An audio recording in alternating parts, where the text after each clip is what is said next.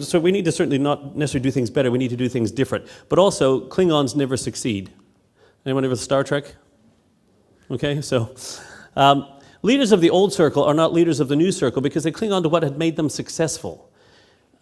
And this is the interesting thing. So we're sitting here and the economy has changed, the business environment around us has changed. If we stick to our business model, if West Glass had stayed as West Glass instead of becoming Glasgow, and if they didn't go from clear quality to inspiring design for a brighter future through glass, I believe that's what Todd put up there, they'd be stuck where they are or probably going out of business, not around for 49 years.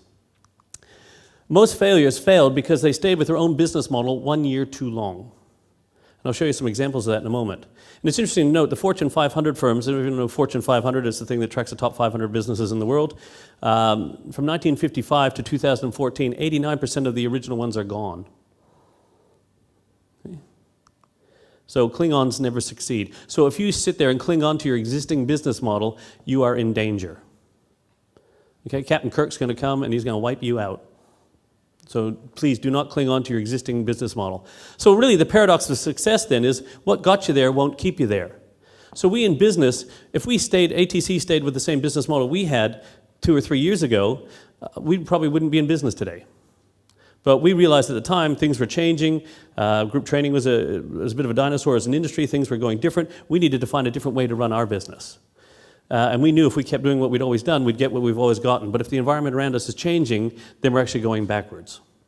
So I'd encourage all of you in business is to be very, very careful about the paradox of success. What got you there won't keep you there. So let's talk a little bit about the new normal economy that we're all in. The rate of change is happening twice as fast. Depending on who you speak to these days, change is happening at a dramatic rate.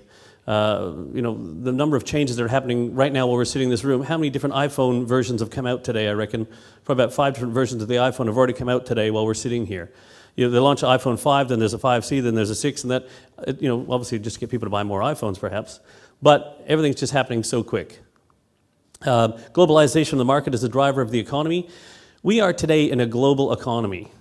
And one thing I challenge business leaders on as well today is, why don't you find a way to take your business to the world and bring the world to your business?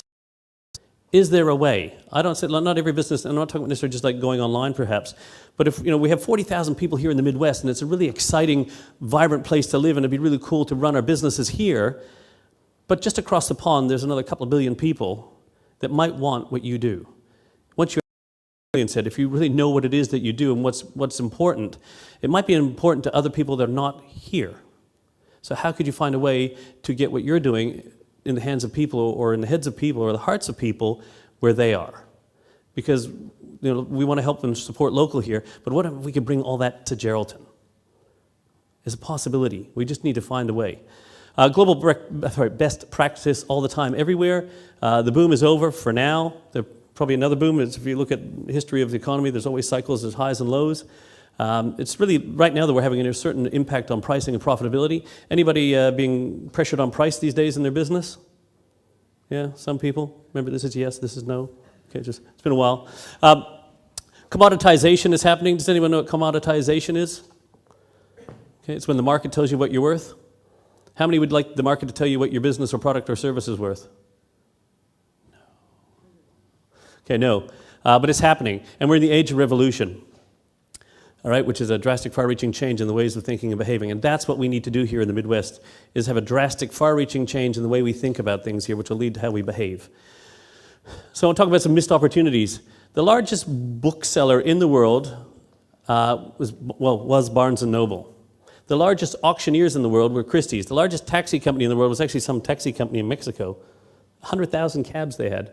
The largest accommodation group in the world was the Wyndham Group. When you would get your movies as Blockbuster or Video Easy, and for those people who know about Kodak, Kodak almost went broke, but now they're making a turnaround, which is great. So is Barnes & Noble the largest bookseller in the world today? No. Amazon is. Is Christie's the largest auctioneer in the world today? No. eBay is. The largest taxi company in the world today is? Uber. All right? The largest accommodation chain in the world today is? Airbnb. And everybody knows about Netflix in Geraldton now, right? Yay. So, and Kodak was disappearing, but it's back. But when you look at this, Uber is the largest taxi company in the world. It doesn't own a single vehicle. Facebook is the world's most popular media owner, but it creates no content. Alibaba is actually the most valuable retailer, but has no inventory.